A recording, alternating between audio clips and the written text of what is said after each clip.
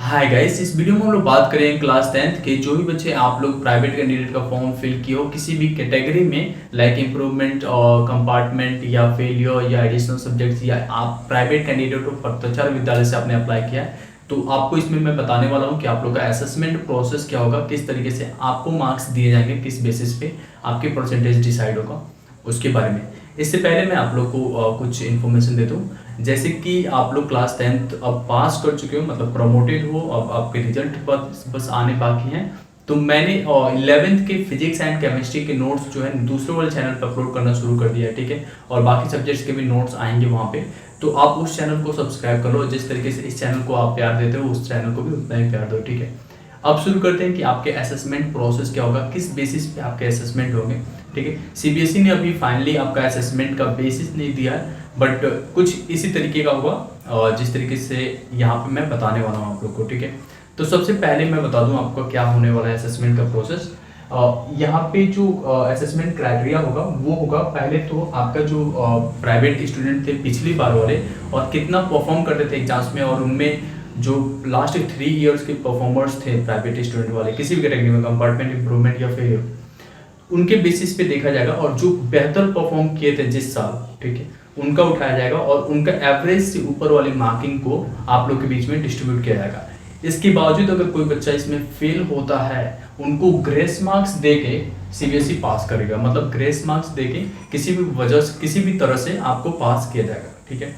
अब जो दूसरा तरीका होगा उनमें सब्जेक्ट जो रिमेनिंग सब्जेक्ट्स जिसमें आप पास थे उसके बेसिस पे आपके मार्क्स डिसाइड होंगे। जैसे मान लो आप कंपार्टमेंट में हो, एक सब्जेक्ट में कंपार्टमेंट आया और बाकी 4 सब्जेक्ट में पास थे, तो इन 4 सब्जेक्ट्स में से जो 3 सब्जेक्ट्स में आप अच्छे नंबर लाए हो उन 3 सब्जेक्ट का एवरेज लिया जाएगा और ये आपके 5 सब्जेक्ट्स में दे दिया जाएगा, ठीक है।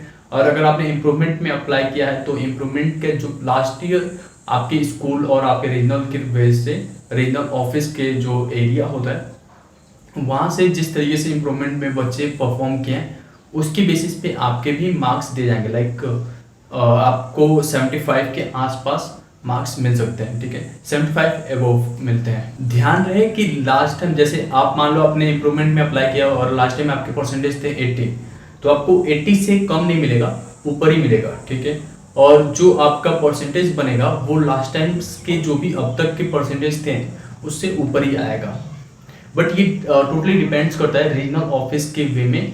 लाइक अगर आप केरला से हो तो आपके परसेंटेज ज़्यादा बनेंगे क्योंकि वहाँ पे हमेशा परसेंटेज ज़्यादा बने हैं बच्चों के, ठीक है। अगर आप उत्तर प्रदेश, झारखंड या बिहार साइड से हो तो आपके परसेंटेज थोड़ा सा कम दिखाई पड़ सकता है बाकी के कंपेयर्स में।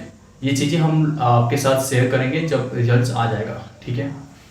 अब मैं आपको बता दूं कि जो बच्चे फेलियर्स में हैं तो उनका जो रिजल्ट डिक्लेयर होगा वो पास तो कराए जाएंगे सारे बच्चे जो फेलियर्स में अप्लाई किए हैं इस बार, ठीक है।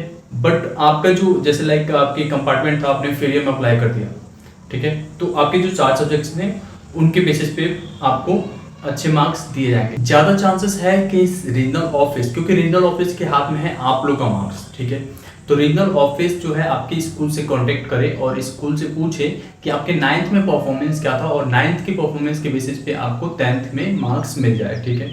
और अगर आप पत्राचार विद्यालय से हो या आपने प्राइवेट पहली बार दे रहे हो तो आपको पास किया जाएगा उस बेसिस पे जिस बेसिस पे लास्ट ईयर में टोटल बच्चे परफॉर्म किए थे। जैसे मैं आपको एग्जांपल लेता हूँ कि एनआईएस में जो बच्चे पिछली बार प्रमोट हुए थे वो उनके उतने ही परसेंटेज मिले थे, वो कितने भी अच्छे थे बच्चे उनको उतने ही परसेंटेज मिले थे जितना पिछली बार बच्चों ने परफॉर्म किया था, मतलब हैंड रिटेन एग्जाम्स दिया था जब राइट किया था एग्जाम्स, तो जितनी परसेंटेज आए थे उसके बेसिस में इसमें आपको एक चांस दिया जाता है। जैसे कि लाइक अगर आपको संतुष्ट नहीं हो अपने मार्क्स से जो मार्क्स दिए जा रहे हैं तो आप री एग्जाम्स दे सकते हो।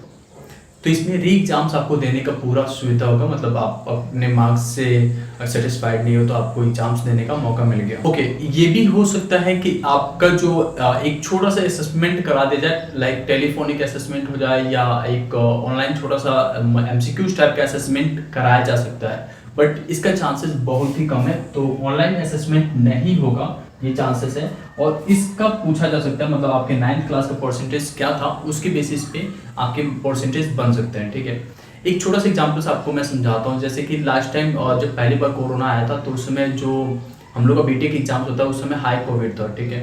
तो उस समय जो बाकी ईयर्स के स्टूडेंट्स थे लाइक थर्ड ईयर और सेकेंड ईयर फर्स्ट ईयर, उनको तो प्रमोट कर दिया गया था, लेकिन जो फोर्थ ईयर के बच्चे थे, लाइक हम लोग फोर्थ ईयर में थे उस समय, तो उस समय हम लोग का लास्ट ईयर था, तो हम लोग को क्या किया गया था, तीनों सब्जेक्ट का एक छोटा सा एमसीक्यूज का पेपर करा दिया गया था। और एमसीक्यूज में कितना कैसे भी परफॉर्म करो, वो बस एक चीज होता है दिखावे का कि लाइक आपने पेपर दिया है, ठीक है, एमसीक्यूज में आपने परफॉर्म किया एंड बट जो आपके परसेंटेज बनते हैं वो पिछले जो आपने 7 सेमेस्टर में लाइक पिछले जो एग्जाम्स दिए हैं उनका जो हाईएस्ट मार्क्स वाला था ना, उसको उठा के 8th सेमेस्टर में दे दिया।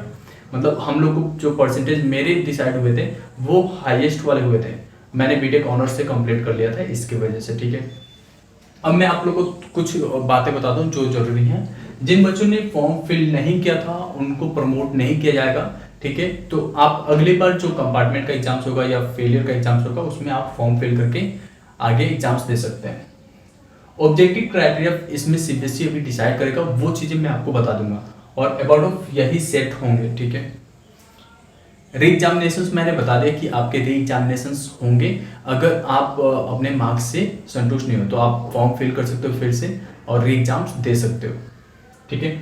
अभी जो रेगुलर स्टूडेंट्स से जो स्कूल से मांगे जा रहे हैं मार्क्स वगैरह वो 30 जून तक मांगे जा रहे हैं। इसका मतलब ये है कि आपके रिजल्ट जो डिसाइड होंगे 30 जून के बाद होगा, मतलब अब जुलाई में होगा, तो 20 जुलाई तक आपके रिजल्ट्स डिसाइड होंगे, ठीक है। ग्रेस मार्क्स मिलेंगे, मतलब अगर आपके परसेंटेज जो मार्क्स सीबीएसई आपको दे रही है, मतलब स्कूल से या सीबीएसई आपको दिया जा रहा है और आप किसी वजह से फेल होते जा रहे हो, मतलब उसमें मार्क्स 2-4 नंबर कम हो रहे हैं, तो सीबीएसई वो नंबर को कवर अप करके आपको पास कर देगा।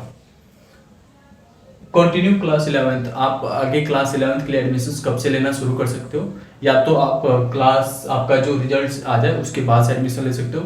जैसे जब मैं क्लास 10th का एग्जाम दिया था तो 11th का एडमिशन जो है मैं जून में जाके लिया था। मैं जब अप्रैल मई का जब एग्जाम हो गया था तब जून में, तो मेरे 2 महीने की पढ़ाई छूट गई थी, उस समय लिया था। बट आप जो है अभी आप स्कूल से कांटेक्ट कर सकते हो जिस स्कूल में आपको एडमिशन लेनी है, ठीक है। नो री इवोल्यूशंस, मतलब अगर आपके जो मार्क्स आते हैं तो आप ये कहते हो कि मेरी ऑब्जेक्टिव क्राइटेरिया जो भी है वो दोबारा चेक किया जाए और फिर मुझे वो मार्क्स दिए जाए, तो ऐसा कुछ होने वाला यहाँ पे नहीं है इस साल के लिए, ठीक है। होप मैंने आपके सारे डाउट्स को क्लियर कर दिया। उसके साथ साथ अगर आपको ये डाउट्स है कि आपके हार्ड कॉपी रिजल्ट्स कहाँ आएंगे, तो वो आपके घर पे आएंगे, ठीक है। और जो रिजल्ट्स कैसे देखोगे, लाइक आपके पास एडमिट कार्ड तो है नहीं, तो एडमिट आपके पास जो एप्लीकेशन नंबर जनरेट हुआ था, ठीक है, उस एप्लीकेशन नंबर के बेसिस पे आपका जो रिजल्ट है वो दिखाया जाएगा।